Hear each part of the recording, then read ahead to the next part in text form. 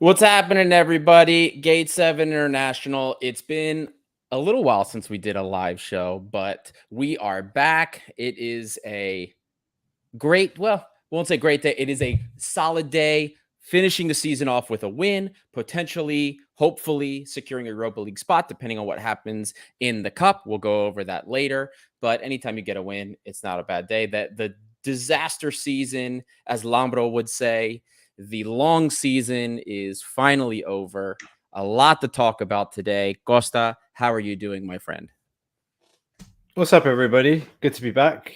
The last live we did was 2 weeks ago after the Yeah. 3-1 defeat against AEK. It's good to be back. Lots to talk about. The season from hell is indeed over. I'm going to bring up Kostas Lianos' comment straight up. Yep, season from hell is over, but there's still some more drama to go with the Greek Cup final, as Olympiakos will miss out on Europa League qualification if PAOK win in the cup game.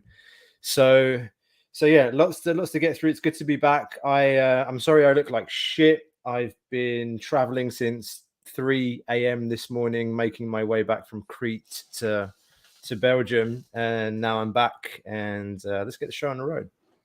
Absolutely. And Costa, you did some traveling while you were in Greece too. You went to game 5. You guys, if you haven't seen it already, while we're at it, guys, if you haven't done so already, like and subscribe, hit that button in the bottom corner. There's a lot of great stuff. Costa did a lovely vlog about his, and by vlog, we mean video blog for those that maybe aren't familiar with the term, with his time at game 5. Amazing victory, incredible atmosphere. Costa captured all of it. It is a fantastic watch. You really feel like you're there. He really did an amazing job capturing the atmosphere that was in there. Great vlog. Check it out. We send those out anytime we're able to attend these games. It's great stuff. There's great content always coming out. For those of you also, because we've been getting a lot more subscribers in, especially since Costa did the vlog, for those of you that maybe don't understand why we don't speak Greek by default on the channel, this is a channel that is for Greeks of not just for Greeks of the diaspora, but it's to help spread the word of Olympiakos and Olympiakos sports in English, to help connect everybody in the diaspora, even non-Greeks who are supporters of Olympiakos. That is the purpose of the channel. So become involved, become a member of the community, help us grow the community. Hit that like and subscribe button. Check out all the wonderful stuff. There's a lot of stuff coming. So, and you can be a part of that as well. Of course, before we get started, guys, a couple words from our sponsors. If you're shipping anything in and out of Greece from any country in the world, you can use our friends Piraeus International, based out of the United States in Baltimore. They can help you with all of your transshipping needs. Give them a visit at www.piraeusintl.com. You can give them a call at 410-675-4696. And for you betting guys, you can use Gate 7 INTL, which is the promo code at betus.com.pa. They give you a 125% deposit boost. They accept crypto, they accept credit cards, and they have very, very, very aggressive odds. Costa will tell you that for the World Cup, it was incredible. We do some betting cards with them. We use our next-gen data analytics to pick out some good bets for you and help you win some money. So check that out as well. Now, Costa, we have a few messages for everybody, some things that are coming up, some quick housekeeping, a lot of things coming up, a lot of things that have happened since we last went live as well. So a couple quick things, guys, before we get into the content. It goes without saying, we hit 3K. Again, a lot of that has to do, Costa did an amazing vlog, which brought a lot of new people in, a lot of people to the channel to check things out. Guys, thank you from the bottom of our hearts. The more this channel grows, the more the project grows. It's unbelievable, at least to me. For those of you that have been here from the beginning, I didn't think this would get past maybe 100 people. I didn't know what was going to happen. Lambro and Peter, for those of you that remember, had to drag me into doing this. And I'm so glad they did, because this has been an unforgettable journey. We've gotten to meet a lot of you guys. And just, again, thank you so much from the bottom of our hearts. I can't express it any other way. Can I just say something like related to the basketball game as well, and also just thank you so much for that outpouring, the comments and the love in the comments of that vlog. It's really, really amazing. The video, I think, has already close to 20,000 views. Crazy, fantastic. And I have to say, I think I mentioned it on the vlog, but the atmosphere in the Peace and Friendship Stadium, it was like nothing I've experienced. I think, and you know, I've watched Greece win a Euro Cup in 2004. I've watched Greece beat France. I've watched Olympiacos play Barcelona at Karaiskaki. I've watched Olympiakos beat Arsenal at the Emirates 3-2. Not the one in 2000. Sorry, not the one with Martins, unfortunately. But yeah, I've seen some big wins and some crazy atmospheres, but I've not seen anything like that. In a game 5, winner goes to the final 4, loser goes home. It was really, really amazing. If you guys haven't seen the vlog yet, go and check that out. And of course, thank you so much again for helping us break the 3K barrier. And we did promise a giveaway when we hit 3K, and I've got it right here. So it's the Olympiakos jersey from this season. I know it hasn't been a fantastic season, to say the least. But yeah, make sure you are following us on Instagram. The giveaway will go live on Instagram in the coming days. So if you're not following us on Instagram already, go and check us out. The giveaway will drop very, very soon. Absolutely. And you know what, Costa, who doesn't love free stuff? Might have been a down season, but guess what? Who doesn't love a little free stuff? We got a comment here from Stefanos Panutsopoulos. Can you give away De La Fuente? He's still somewhere thereabouts. We don't know where he is. We don't know where he is to give him away. We'd have to locate him first, my friend. So yeah, we'd have to. Who knows, man? That's such a weird case. Our good friends from the No Choftes podcast and Ammonia podcast in Cyprus. Thank you guys for they say congrats on 3K, 4K soon. Your mouth to God's ears, my friend. Let's hope. We only hope to get bigger and bigger as we continue. Some more housekeeping. We got a basketball special coming up with Red Point Guard. I also realize the date here might be confusing for the Euro guys. That's this Thursday coming up. I always forget you guys do it in reverse. There's no 18th month. There's no 18th month. It's May 18th. That's how we do it here in the States. Sorry for the Euro guys. But yeah, basketball special. Costa, you're going to be doing that with the Red Point Guard guys, correct? Yeah. Thursday, guys. Nice preview. In the evening, obviously, we'll be doing a bit of preview for the Monaco game. So the Monaco game's on Friday. That's a semi-final. It's 6 o'clock tip-off Greek time. So we'll be getting together on Thursday night with the boys. We haven't done an episode with them this season, I think, but those guys do a fantastic job. We mentioned that a lot on the pod from time to time. So it'd be great to have a couple of those guys back on to talk about the game, and let's see. We all hope that we can win it. There's bloody Greek elections on Sunday. There's the final of the EuroLeague as well. It's my name day on Sunday as well. Konstantinos, Eleni. So a lot happening. So yeah, I'm looking forward to that, man. Yeah, it's going to be good. It's fantastic every time they come on. If you guys haven't followed them already on socials, I'm not a basketball guy, but the stuff they put out is incredible. The content that they have, their analysis about everything. They've taught me a lot. Somebody that knows nothing about basketball, never followed it really before the last year and a half. They've taught me a lot. So check it out. The guys at Red Point Guard, they do fantastic stuff. Now we have 2 fun interviews coming up. I know interviews, we've had a lot of people message us asking what, maybe why we didn't do so many interviews this season. With the season the way it was, and plus our schedules this year were really tough to schedule things around. It's been tough to do a lot of interviews, but we do have a couple of very fun interviews coming up.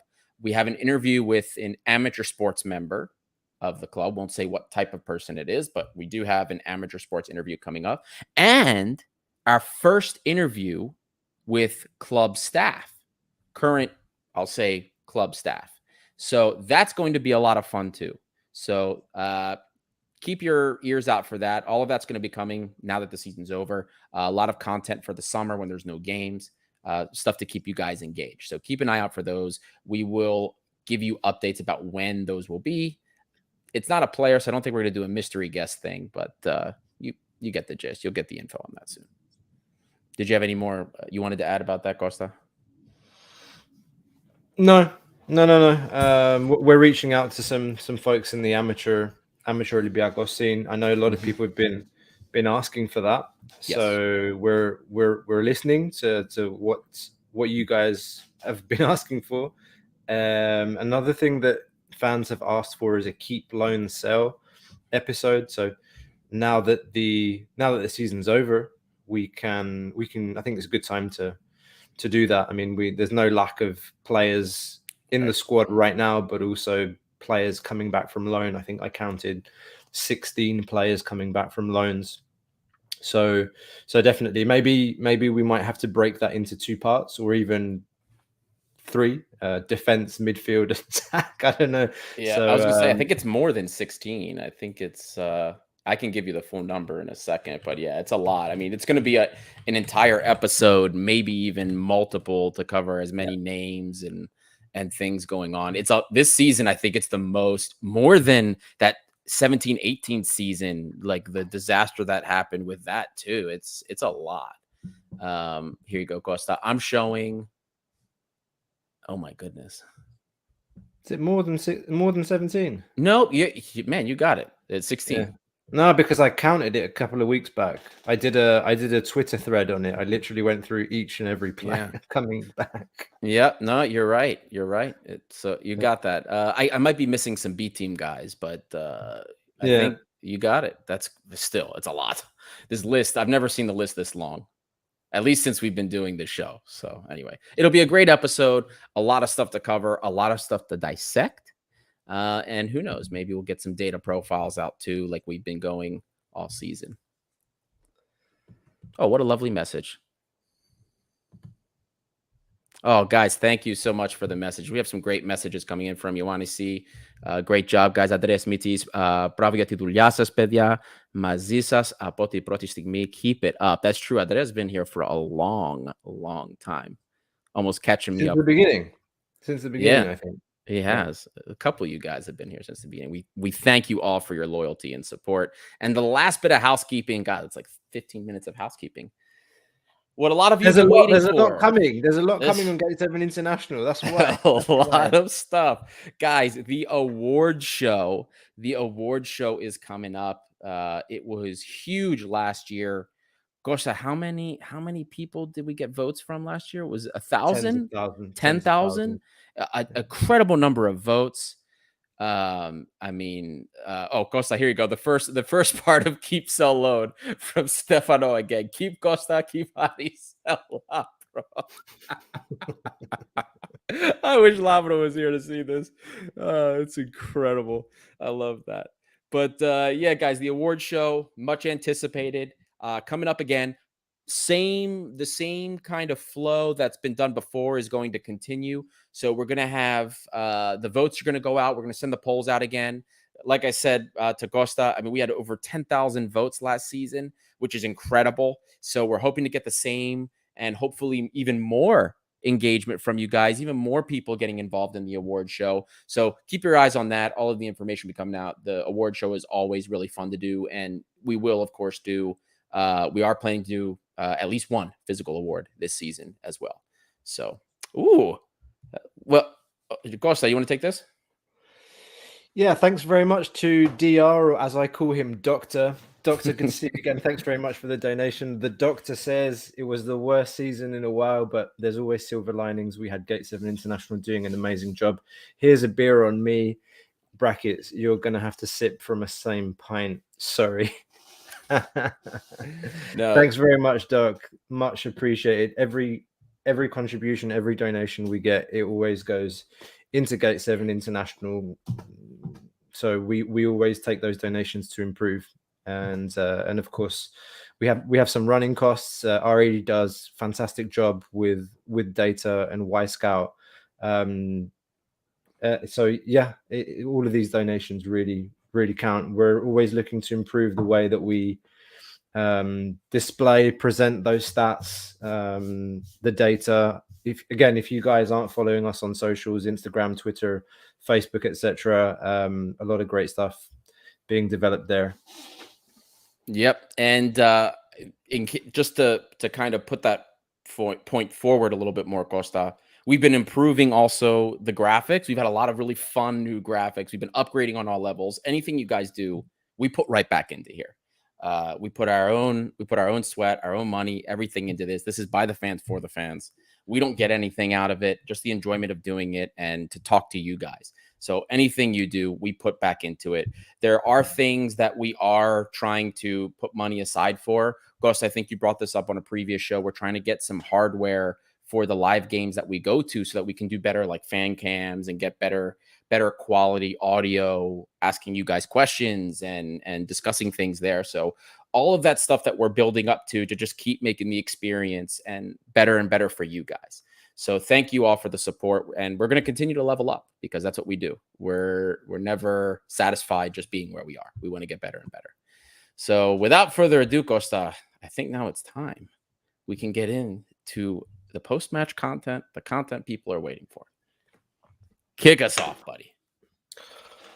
All right, where to start with the PAOK game? First of all, this is a place that we don't really travel well when we go up north. I want to say, it's always going to be a difficult game when you go to Duba. It was 0-0 in the regular season. The only thing I can remember from that game is James Rodriguez shooting from distance and hitting the bar, I think. But today I thought we controlled the game pretty well. And I don't want to look at this game in isolation. Actually, I think the first thing I want to say really is I want to give credit to the players and the staff, because we know how shitty a season it's been, and Olympiakos isn't used to fighting for third place. Olympiakos is a team that plays for the title, plays to win the league, all the domestic trophies every year, right? So, playing to finish third, that's something we don't know how to do. But the players, they delivered the minimum. The minimum was to finish third. We need to finish third to have any hopes of going to Europa League. And, we did what we could. We did what we could. It's not in our hands now. Now we have to wait for the cup. We have to hope that AEK wins the cup against PAOK next week, whenever they play. I can't remember. And that will secure us Europa League. But, what we've seen in the last 3 games, I think it's time to give some credit to Jose Inigo. We don't know if he's going to be here next season, but, he's done a seemingly fantastic job in the academies. Our under-19s won the league again after many years. The under-15s got to the final. They lost 1-0 today to PAOK, unfortunately. But, something's, the academy's kicking off again. And Inigo is the caretaker coach that played a 4-3-3. For the first time, I think, this season, he's the only manager that employed a 4-3-3. And I think that after our last live podcast, that was the AEK game where we lost 3-1. One of the talking points after the AEK loss was that we were completely overrun in midfield. And it's not the first time we see that against AEK this season. With no real outlets on the wings and AEK playing that diamond formation, they were having like 4 players on 2. And Villa and Juan couldn't do anything. So when we played them in the the game a couple of weeks ago, midweek, the 0-0 game, it was the first game that Inigo switched to that 3-man midfield. Samaseku, Juan, and Villa in that holding role as a 6, similar to what he was playing when Corberan was around. So really just dropping back, taking the ball, playing the pivot. So I think that's been really instrumental in that stability that we've had in the last 3 games. Because if you look at our season overall, it's been one of those seasons where, it's just been high and low. I've talked about roller coaster all the time. So we win a game 5-0 and then we draw against Atromitos, or, we beat PAOK 3-1 and then we lose the next game. It's just been constant up and down. But you look at the last 3 fixtures, it's been AEK away, Panathinaikos at home, behind closed doors, a 0-0 draw, 1-0 win, and then another 1-0 win again today against PAOK. And those are your 3 biggest rivals. Your 3 biggest rivals. You end the season getting results against them and clinching third place. We did the job, and you know, we know for a fact it's been hard for the players to remain motivated the way this season's gone. It's a really difficult situation internally. Yes. And for some of the players are mentally tired, but they did their job. And I think, like, yes, it's been a nightmare of a season, disaster, as Labro says, but, you know, credit to them for finishing the season the way they did these last 3 games, and holding it together to at least get the minimum. That's what I want to say. Is it a glimpse of, you know, what we can look into the future? I'm not really sure, because there are going to be a lot of changes this summer. I don't know how many of those players that we saw today are still going to be there. We can talk more about that when we do keep, loan, sell. But you know, I'm going on. But as far as the PAOK game is concerned, the performance was a professional performance. You see it in the scoreline too, 1-0. We held a good distances between the lines. We didn't really press too high up the field as more of a mid block. We let PAOK come on to us, and then we looked dangerous, like we looked threatening in transition. Fortuni's playing some nice balls over the top. I thought Pep Biel had a decent first half. People were shitting on him all week, if people listen to the radio in Greece. Really negative criticism about him, but I thought he had a pretty good first half today. He could have scored. Keeper makes a good save. Olympiakos had a couple of chances in the first half, and you know, one of them was buried with this diving header from Samaseku. And yeah, that's it. I mean, what else is there to talk about today? Samaseku and Zolak is probably the other 2 talking points. But do you go ahead? Maybe Rodinei, but like he had a lot of giveaways today. But you know, like he got the assist, but he's also I think he's done well in a couple of defensive situations. Like there was a dangerous situation down our left hand side. Kostadelias broke and played one of those nifty little kind of like surgical through balls that he plays in, and Brandon was running in, and Rodinei does really well to get back and get across Brandon before he has a clear sight of goal. And that's something that we haven't seen so much consistently from Rodinei. Like, we know he loves to get forward, but we saw like defensive effort from him today as well, and I thought that was positive. So I definitely think that that's definitely a talking point as well in so far as Rodinei is concerned. Got our good friend Lakis Gavalas chiming in. Adi, isn't it a bit early for you to be drinking a little pick-me-up? This is an end to the season pick-me-up, my friend. This is, third place. It's if it was a happier drink, it would be an old-fashioned if we had won the league or something. This is whiskey right here. This is one of those things. It's a melancholy day because it was third place and we technically still haven't secured Europa League. It's one of those things. Besides, it's near midnight where you guys are. So did we bring this comment up? Like, how funny is it that Olympiakos finally clicked after Vasalko, Marcelo, and James left? Says Kostas Lianos. I mean, I think we've said this before, but all of those transfers. Bah. If any of them, right, we can say that if any of them had any kind of impact at all, it was James before the injury, right? Because he did, before even Christmas. though he was right before Christmas, yeah. Or when I thought the injury was in January, like after January, like before the World Cup break. Like before the World Cup break, he started to get some rhythm, find some groove. Then like World Cup break. Exactly. His distribution. I mean, look, I put the data out there multiple times. It was top tier in Greece. Sure, the guy's not mobile. The funny thing is the Y-Scout position mapping, like the heat map, it has him registered as a center forward for almost 29% of the time because he couldn't run back. He would just walk and stay up there. That part is hilarious to me. So aside from the fact that he was immobile, the guy still can do magic when the ball's at his feet. He can distribute very well. Again, you guys saw the data, best in class in multiple categories in Greece. So if any one of them had some kind of impact for us, it was James. Is it 6 million worth of impact? I don't think so. But he also didn't get to play Europe this year. That's another story. But anyway, the whole thing is this season has been, you've said it multiple times, it's been a roller coaster from the start to finish, from the time that we started to Michel to Inigo.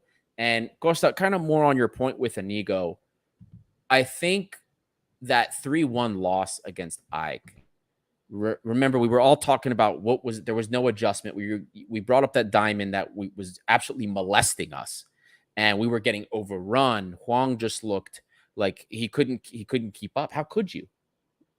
Ike's diamond has overrun everybody this year. We made no adjustment for it. After that, Inigo, I think, got the right idea. The 4-3-3 that you were talking about, kind of in concert as it was happening, it turned out to be a lot of with the lone pivot in Villa, like a 4-1-4-1, right? It's a 4-3-3, but with Villa in the pivot, you could think about it like a 4-1-4-1 because the wingers were also staying back. Even though we lost to Aris in that second game, I think he finally just accepted, look, we are Olympiakos. We always expect to be dominating against teams, right? But that's just not the case this year. We have to be smart. I mean, he wasn't the manager against Aris, but right. Right. That's right. He made the adjustment. You're right. Right. And to be honest with you, I watched the AEK game with my brother-in-law. He's an AEK fan, and I was I was half expecting to kind of get trounced that day, to be honest with you. I thought they'd win it quite comfortably. But when I saw the lineup, I thought it's exactly what we'd been talking about. It's like you need to shore up the midfield. You kind of 4 players running at Jan and Villa and Huang, and then Huang's getting some criticism. Like, Jesus Christ. It's like you need to adjust to it. And he did. I wasn't expecting it. And then, of course, there were questions like, okay, it did well against AEK, and we could have beat them again if Biel was a bit more careful. Like, he missed an open net that game against AEK with his right foot. Or was it in the first half? So we had chances to do a smash and grab in that AEK game that ended 0-0. Then, of course, the question was, is he going to keep that? Or is he going to put Valbuena back in the team? I know Valbuena wasn't fit for the Panathinaikos game, but he was fit today. But he kept it. He kept it against Panathinaikos. We won. He kept it today. We won again. So, there's a comment here from River RR, says 4-3-3 Martin system. If we had Madi, I don't think we would lose the championship. We'll never know. That's all talk, but definitely, there's definitely a big question there in terms of philosophy. But for the players that we have and the situation that we were in, we needed to grind results to clinch third place. And this formation was the one to help us do it. Yep. No, whether we play a 4-3-3 next season, I don't care if we play 3-4-3. I don't care. I don't care as long as I can see what the coach wants on the pitch. That's what we want. We want to have an attacking philosophy. Like, as an Olympiakos fan, I want our team to have an attacking philosophy, attacking identity. We'll see. That's all ahead of us. No, you're 100% right there. Look, we will, when the coach comes in, when we see the coach that comes in, we will evaluate the tactics of the coach, and we will discuss what pieces are required and who will and will not function. Because a lot of us, I'm with you. Look, I don't care. A lot of people I've been seeing, there were a couple coaches that were linked with us that we've seen use 3-5-2, some use 3-4-3, and people are like, oh my God, not this nonsense again. Look, in the grand scheme of things, as long as whoever comes in is supported and the right people are brought in to build this team for that set of tactics or that formation, that scheme that the coach wants to play, that's what I care about. I don't want to see a coach brought in, a coach that's a 4-3-3 guy, and then next thing you know, we have 4-10s brought in over the summer. You know what I mean? That's that. I don't want to see that again. I don't, not at all. And I also don't want to see us bring in a project manager if we're not willing to be patient with the project. You know what I mean? Like this would have been the time that I prefer us to bring in a guy like Corberan. And what was the Italian? What's the Italian guy's name? Like that type of project manager, Farioli. Am I saying that correctly? Yeah. So it's yeah, man. That's what I'm caring more about. Not so much what the coach has in mind, but how's the club going to position itself behind whatever coach comes in? Yeah. Let me ask you a question about, one of the talking points today, which is Samaseku. What do you think about this situation with him? But do you think we should have played him more? Do you think he's been hard done by?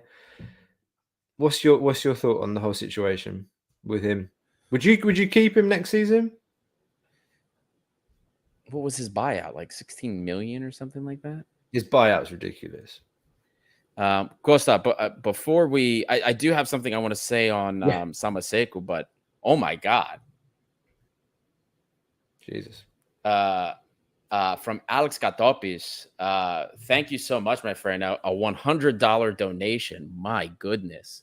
Thank you so much, my friend. Really. Thank you so much for the support. I'm speechless. Can I read it? Oh yeah, go for it. Sorry.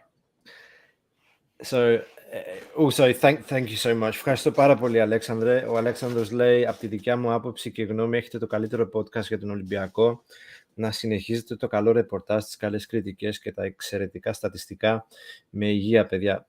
Thank you so much. Thank you so much, Alex. That means a great deal to us. I'm going to translate that quickly. Alex says, from my opinion, you guys have the best Olympiakos podcast out there. Continue with the good reporting, the criticism, positive, negative, whatever it may be, and the excellent stats. With good health, guys. Thank you so much. Thank you so much, Alex. I think we're both rather speechless with that. That's a huge donation. Yeah. DR. Now you don't have to share that. You're killing me, buddy. Guys, again, thank you so much. The support, anything you guys give us. Look, we don't expect it. But thank you so much when you do give it. It means a lot, and it is going to things to just help make this an even better experience for all of you, because that's what matters, is you guys. This is here for the fans, and we're going to do everything we can to continue to make this the best experience for Olympiakos fans and be the best media that Olympiakos fans can ever have. Now back to the Samaseku point. On a player, I wanted to say something, because this is something that I think I don't want to say hoodwinked, but this is something that we've kind of been blindsided by with a couple of players, most notably our own loans. In the case of Madi, Madi's loan, we're finding out after the fact, had some obligations, right? With time played, an obligation to buy with a certain amount of time played. So I wonder if Samaseku is one of those loans where there was an obligation to buy with certain time played, because that's the only thing that can explain his lack of usage, in my opinion, because we've seen enough from him this season that warrants him a place, right? Sure, he doesn't have the distribution skills of a guy like Jan Villa, but he covers a ton of ground. And the way our midfield has been cut apart this season, there was no reason for him not to play more in the past. So, and not just Madi, there's another player.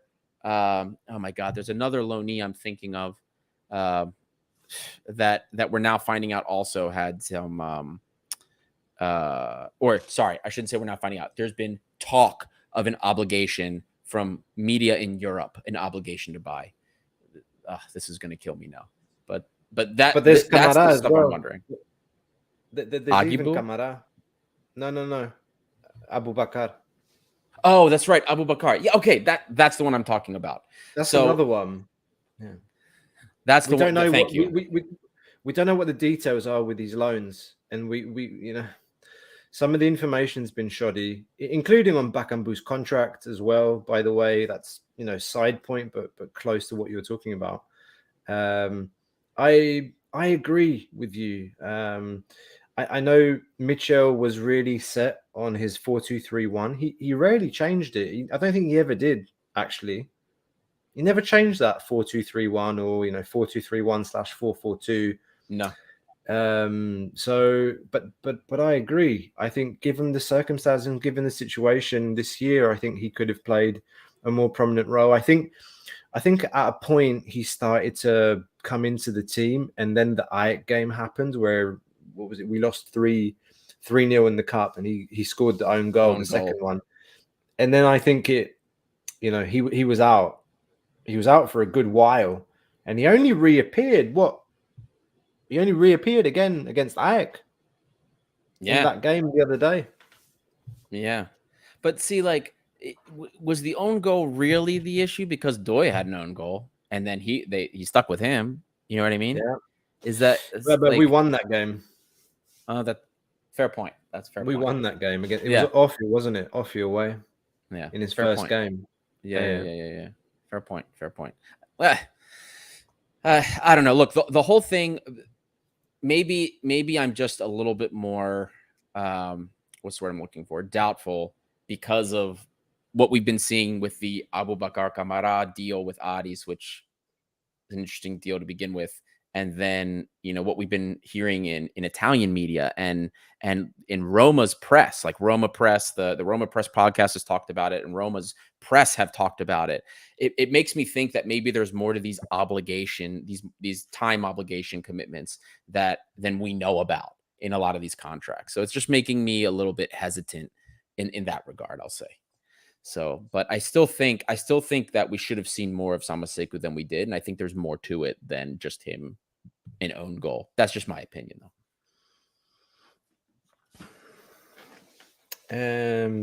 Going through comments, keep them coming, guys. Zoulakis is one to talk about both, I think, today and generally the last 4 games. He started the last 4 games, and I think he's done remarkably well. I for one have seen improvement, and I think a lot of it has to just do with confidence, like the way he comes out now. He looks more confident, and he's not an 18-year-old boy anymore. And he stood tall today whenever he needed to. He was in good positions. There was a bullet shot from Gouliarakis from like 35, 40 yards out. He hit it really hard. It was probably going top corner, but he got there. He made an acrobatic save. Zoulakis is the future, the present. He proved. He played his first derby of Eternals the other day against Panathinaikos. He played, back to back in these massive games. Paskalakis was fit today. He hadn't played for a month, but I think it speaks volumes that they had the belief in Zoulakis to keep him in that game today against PAOK.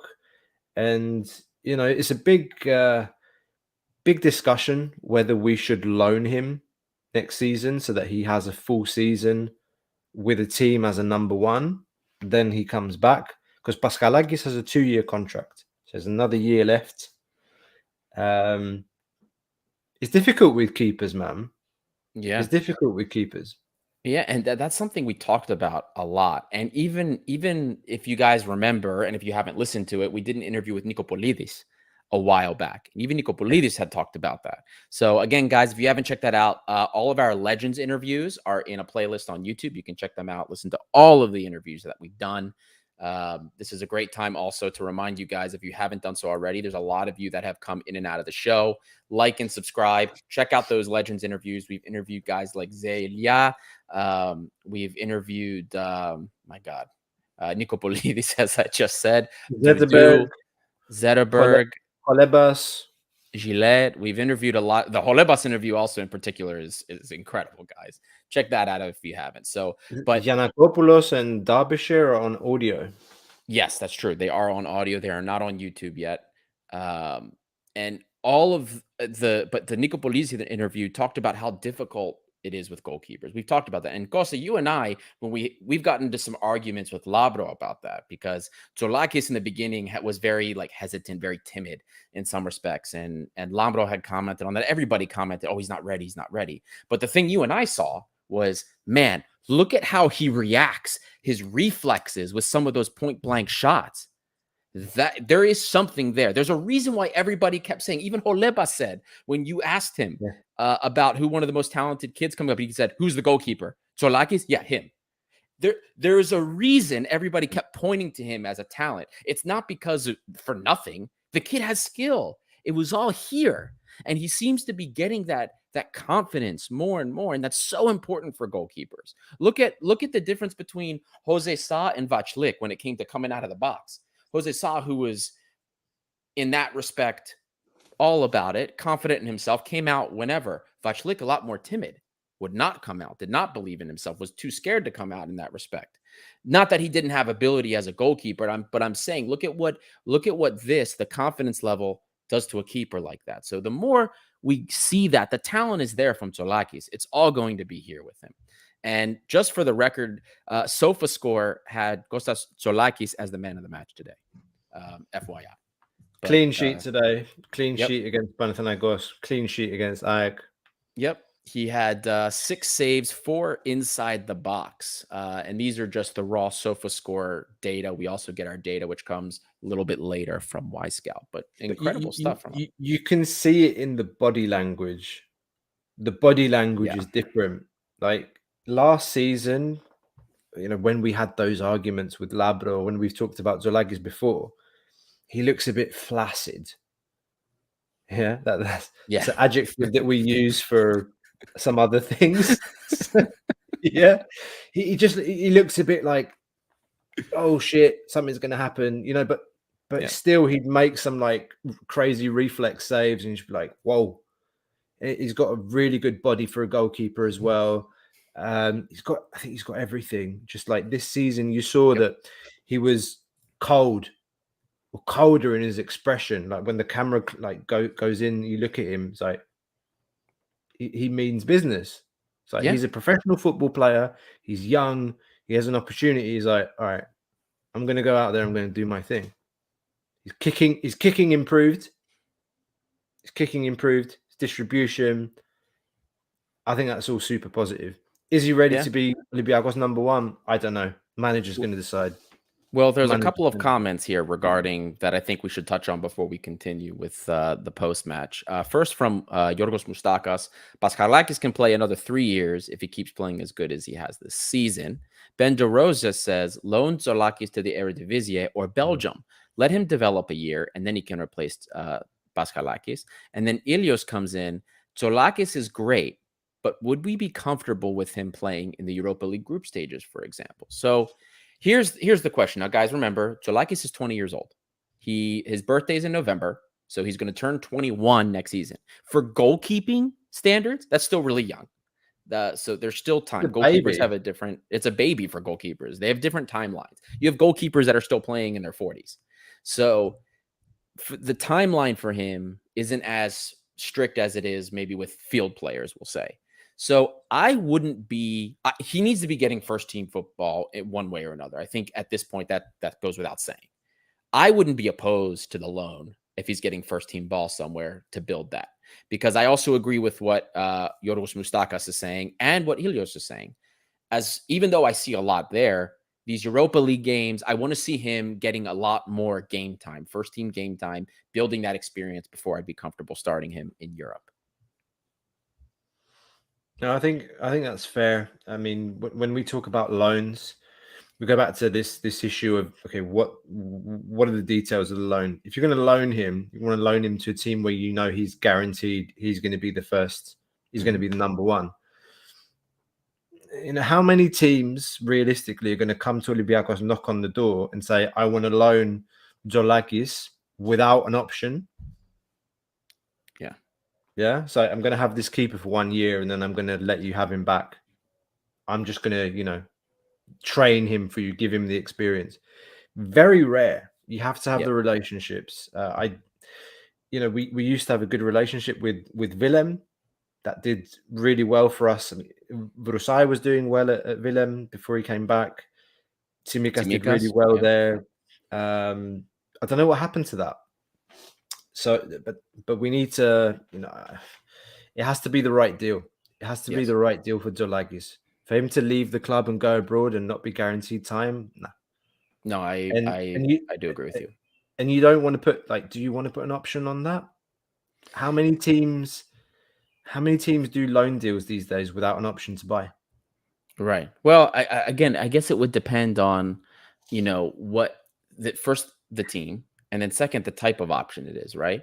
If somebody sees talent, and so like I said, we'll take them for a year, but then we want an option 15, 20 million. As a club and the state we're in, we can't say no to something like that. A homegrown talent to get that type of money. Now, is that realistic? No, it's not.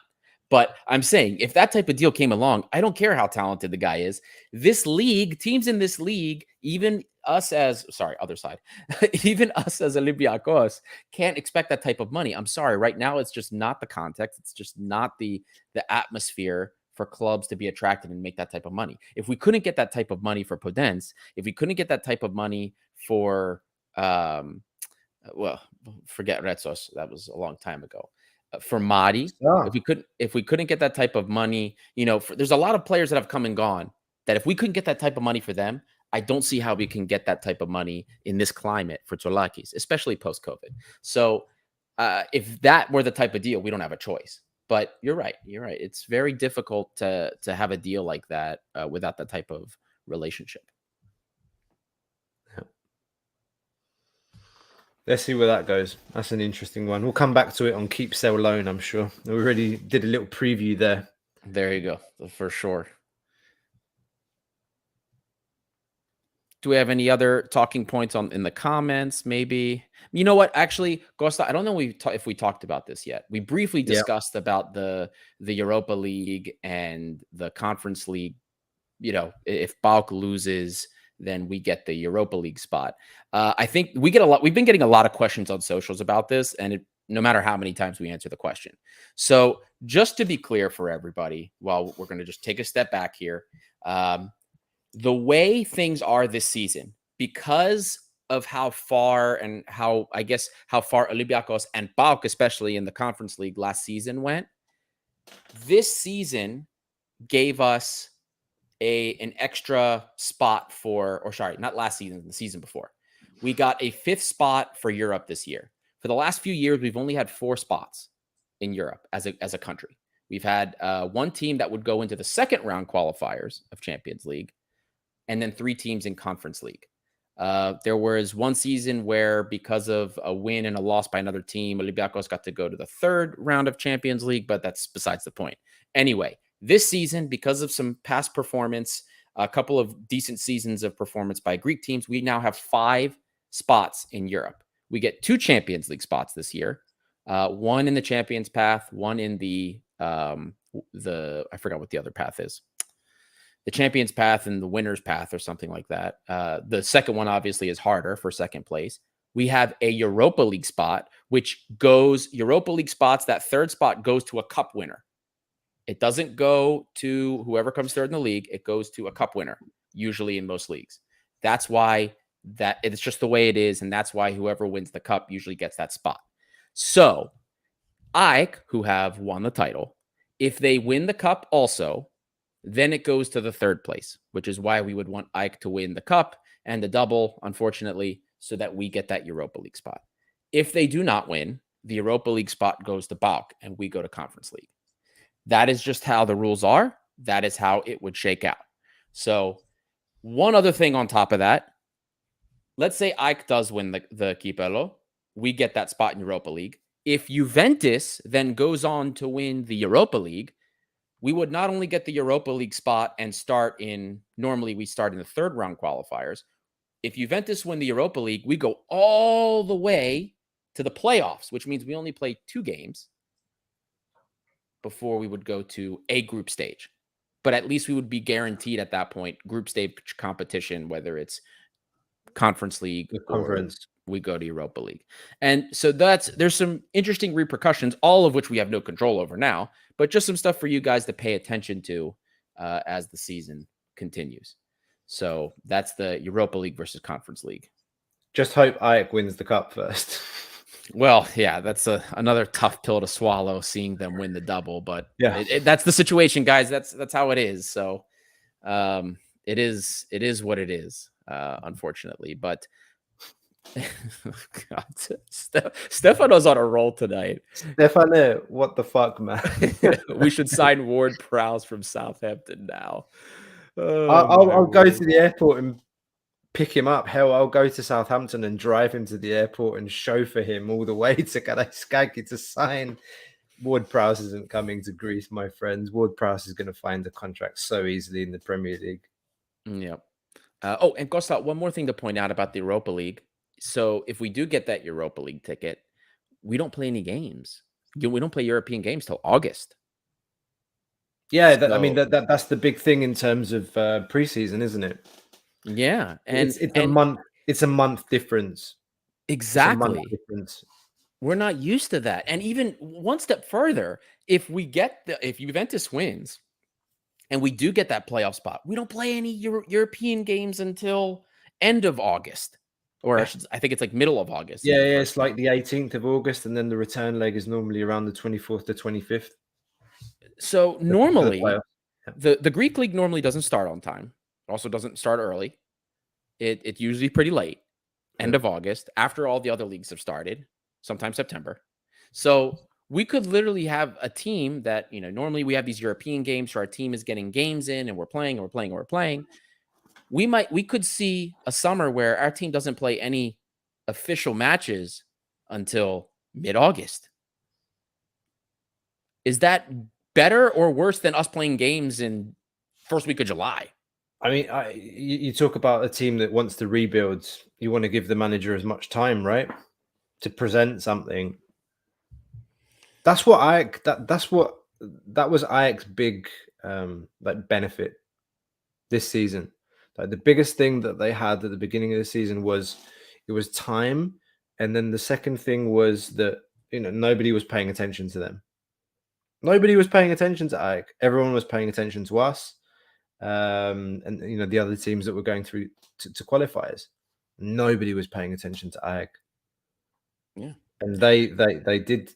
Almeida did a good job. I think for me at least, speaking as a neutral, having watched them play, I'm perfectly okay to say that they played some of the best football in the league. Guys, aside that this was one of the dirtiest leagues we've ever seen from like a EPO, Greek Football Federation, some of the reffing, but that doesn't take away also from the job that Almeida's done there and some of the football that they've played. The game that they played, particularly the first half in Olympiakos Ajax at the Karaiskaki during the regular season, right? I don't remember a Greek team doing that to us. No, neither do I. Ever. Or at least for a very long time. If it wasn't for Paskalakis that game and many other games this season, could have been very bad. Very bad. But it's a tough pill to swallow, and I don't want to talk about it anymore. But the point is, manager needs time. It's a completely different proposition if a guy, even from a negotiating point of view, now we're looking for a manager. So you go and talk to a manager, it's like, okay, when does the season start? Oh, I don't know. It could start in July, it could start in August. Like, that's a big difference. Like, when do I have to bring all my staff over? I have to look at the list of players. I have to decide who I want, who's good, who's not. I have to find the training pitch. Where are we going to go? Are there training pitches available in August, July? Practical things as well. So this is it would be fantastic if all of those things that you mentioned would fall into place. Ajax winning the cup, Juventus winning the Europa League, and getting straight to the playoffs. The important thing is we did what we had to do. We did it. We can't control what the others do. Fingers crossed. Exactly. Now, Costa, before we're coming on to an hour here. Before we move on into the man of the match segment, coach's grade, as we begin to close up here, there's been a lot of comments here about BL, and I know that we're going to save a lot for the keep sell loan, but at the very least, because of the number of comments, I think we should address a couple of them. It starts with Ioannis C. Opinion for BL: I think he's a good player, but as a winger, he is not, and I think he dislikes the role, so he can't give what he can certainly perform. Tutelutut. Also, if we stick with this 4-3-3, which has been okay, what do we do with BL and Fortunis? Dimitris Kravaris, do we cash in on BL if they pay as much as we paid? And there was one more from our good friend here, Mono. I know it's not right to criticize BL in the wrong position, but he is so bad. So, really quickly, I just want to address this by saying, first and foremost, the Y-Scout Best 11 Index, which now that the season's over, we're going to give you guys all the season-ending stats that are fun to do, the tables, the expected tables, Y-Scout's best this and that. But I'm going to give away something real quick for the index. I'm going to give away the best 11, or at least the best winger in the index. Who do you think the best winger in Greece is? And it's the same as it was before the playoffs. We had that little graphic, Gustav, if you remember. With the best 11 index. Who was the best winger in Greece, according to Y-Scout? Who we're talking about? BL, exactly. Now, we look in it now, right? We look at the top wingers. Who is the best again? Now, that's before this week finishes, obviously. The data from this week has to go in. That could change. But as of right now, it's Pep BL. So, as garbage as a lot of you think he may be, he's playing out of position 1, which I know some people think it's not an excuse. I understand that. The attitude issues that people have talked about. I haven't read that personally, the attitude stuff, but there are people that have DM'd me on socials and told me about attitude issues. A lot of people just aren't happy with how the decisions that he makes. I get that. There's some common sense things he should be doing that he doesn't do. Fine. I accept that. But he's playing out of position, and he's still considered the best winger in the Greek league. This is a league, by the way, that still has guys that are, good wingers. Mancini, Zivkovic. They're not bad wingers. They're natural wingers, right? Who else? Gasinovic. I guess technically Amrabat. Palacios. Neri for PAOK, who the graphic was wrong today, but he's had 15 goal contributions in the league all season. That's not bad. And Pep BL here. Let me pull up Pep BL's data for this season regarding 10 goals, 3 assists. Ilios, thank you so much for Ilios. 10 goals, 3 assists, guys. There's not a lot of players that have double-digit goal contributions this season. So if his bad season is 13 goal contributions, what are we talking about here? And I understand, guys. Look, a lot of you are unhappy. We paid $6 million for him.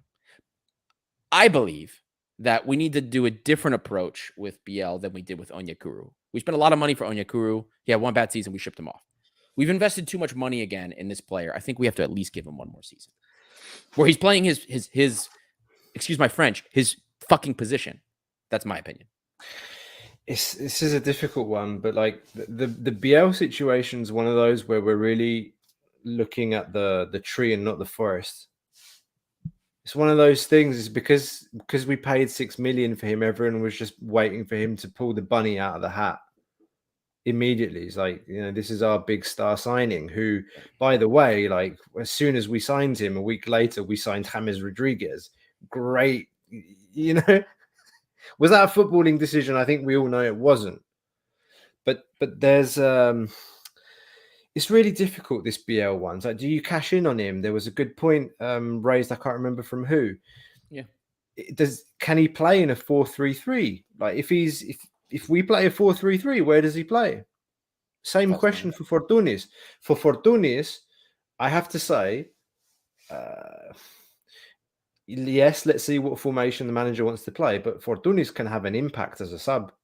Yeah. That's what Martins did with him the season before he decided he didn't want him anymore. Yep. Like, didn't want him at preseason, etc. Before the second injury, was it in Europa League, the game against PSV? He's had a pivotal role coming on as a sub, getting an assist for Envila's goal, getting an assist for Hassan. Like he was Martins' super sub or game changer. Is like, okay, you start the game with a 4-3-3. I'm going to switch it up. I need to attack. Bring him on. He can play that kind of role. I don't see Fortunis as a starter. You don't build a team around Fortunis anymore. He's a fantastic player to have. Yeah. So I want to be clear. Like I love Fortunis, but I can't build a team. It's not about building a team around him or anyone. It's about building a team. Modern football is Yes. about teams. It's not about James Rodriguez's. Yeah. Costas Llanos brings up a point that I wanted to mention. What if the new manager comes in and decides that he fancies BL as a false nine? That's where BL made his best numbers are at Copenhagen last season. Was it more than 20 goal contributions as a false Over. nine? Yeah. Earlier this season when we got him, he was on fire. He was scoring like it was nothing before And we got him. there's another thing. Like when we switched formations and we started playing three, and we had Fortunis and BL on the pitch, let's say as wingers, I thought, is Inigo actually trying to match Ajax diamond with a diamond of his own? And in some situations during the game, you saw that, like Fortuna shifting into the middle, Yes. in front of that three-man midfield, and BL playing closer to Bakambu.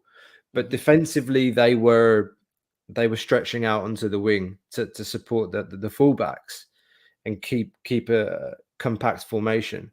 But you can't make a decision on we can't make a decision on BL. The manager's going to make a decision on BL. I think he's definitely had a mixed. It's been a mixed bag this season. I expect more from him. Let's be clear, but I just don't agree with he's shit. Like all the shit he's been getting because of the 6 million, of the playing out of positions and excuse. I know for a fact that he doesn't like playing out there, Right. but for a lot of the new players that we bought in this season, I don't think many of those players have experienced levels of shit show that Olympiakos has been this season too, guys. Like it's been a very difficult season. I would like to see him one more. At the end of the day, it's the manager's choice. Like if we get 5-6 million, I'm not going to cry. I'm not going to cry as long as there's a clear game plan. Exactly.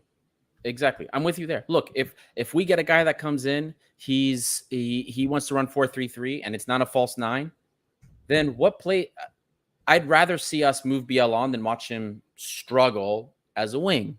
That's all. Yeah. That's what I care about. And from what it sounds like, I think the club, or at least from what we're hearing, I think that's kind of the direction the club's going to. Nobody's position is safe, no matter how much money's been paid for you. And we'll see what happens. A lot of it's going to depend on the coach and what backroom staff they bring in, because it seems like Inigo won't be here after this season. So there's a lot of positions that have to be filled. Inigo was technically operating 3 positions. When he came in, remember, we had already lost Dorosides as technical director. Our chief scout, Modesto, went to Italy, right? Inigo came in. They combined the 2 positions, and they made the director of football, technical director and chief scout. Michel leaves. Inigo's also the coach now, too. So that's 3 positions now, once Inigo leaves, that have to be filled. And don't forget, we never got a general director after Lina Suluku left, and now she's the CEO of Roma. Carapapa is vice president and general director. So we have a lot of positions that need to be filled, and all of those things have to be done before we can discuss anything, and especially the coach. So anyway, there's a lot of stuff that needs to be done first before we can discuss which players fit. And we have to wait for that. We have to see where we stand with Europe before we can draw anybody. So, Costa, unless you have any other comments on that, I think it's about that time. We're over an hour in. It's about that time we get to our segment, man of the match, coach's grade. For the love of God, I cannot find the banner. I give up. I don't know where it is. It must have been moved or something. I can't even find it. But man of the match, coach's grade. It's an easy one. Get started? Easy one. Samaseku's got the game winner. I think he's overall had a decent game. He's my man of the match today. And I give it A to Inigo as well. I thought he handled the game well, he made decent subs. He found his 13, 14 players that he can rely on these last few games, and he's taken us over the finish line, and we've got the minimum. So so easy one for me today. Yeah, I think that's a very fair shout. 100%. Samasigo got the goal, so I think that's definitely a fair shot for man of the match. Solakis had some important saves. Could have very easily also been 1-1. So I don't think I've given a man of the match to the goalkeeper this year. So maybe I'll give it to Solakis just to be different. Okay. There you go. So on this point from Dimitris Kravaris, which coach would you prefer? I believe Alfred Schroeder was a gold mine. Do you know what? We did an episode with Oliver Kay from The Athletic the other week. We had a good discussion about some coaches that are available. Recommend you having a look at that. Who's my pick out of the ones that have been talked about? Mine is Rebrov personally. But I have a feeling that the coach we get is going to be somebody that hasn't been written about a lot or at all. Isn't that how it has been recently? Like the last year and a half? Just a lot, like even with players, like some just show up. It's like, wait, we didn't hear anything about this guy. No. So that is information that I got, but reporters in Greece are also saying that some reporters are saying that it's going to be somebody probably that we haven't heard about, but I heard that too. Let's see. I'm anxious. I'm a bit calmer now that we've clinched third place, to be honest with you, but very much as anxious as the entire fan base to see who's it going to be, and use this platform again to dig into it and start that rebuild. It's a very uncertain time for Olympiakos, but exciting at the same time. For sure. And on Dimitri's comment, we did a little on Instagram, and you actually can still see it in our reels. We did a quick little tutorial of Alfred Schroeder's tactics, and there was a comment or two. I don't remember if it was a DM or a comment. Somebody had brought up, I don't know how that's going to work for Olympiakos. that was something I thought about too, but I didn't think that was a bad name. Comment here from Nick Hemphill. That happened with Steve Cooper at Forest, was not on the radar. Then he was there. Well, there you go. It wouldn't surprise me in the slightest. Well, boys and girls, hour and 8 minutes in. It's been a long one. Costa, you have anything else, or about time to close up? Hit the like button if you haven't done so already. It helps with the algorithm, helps to get out to more Olympiakos fans around the world. Before you go, guys, smash the like button, subscribe. Remember, we are Gate 7 International, by the fans, for the fans, fans tuning in from all over the world. Thank you so much again for the support. I want to say we broke the 3K barrier, and onto 4K and onto bigger and better things. Always improving, and always with your support. And this is the community that we're building up piece by piece. Absolutely. And don't forget, watch socials. A lot of stuff coming up. We've got those 2 interviews that we told you about. Hopefully more with amateur sports as the summer continues. We have the award show coming out. We have the show with Red Point Guard coming up. Olympiakos basketball is incredible this year. It's going to be a great show. It always is when those guys join. And as I mentioned before, season's ending, a lot of fun season stats, breakdowns that we're going to do. And of course, it's the summer, transfers, players come in, coaches come in. We will do rundowns. We'll do scouting profiles on every player that comes in. And when the new coach gets appointed, we will do another coaching and tactics session. So again, as Costa said, like and subscribe if you haven't done so already. This is Gate 7 International, by the fans, for the fans, and we will see you next time.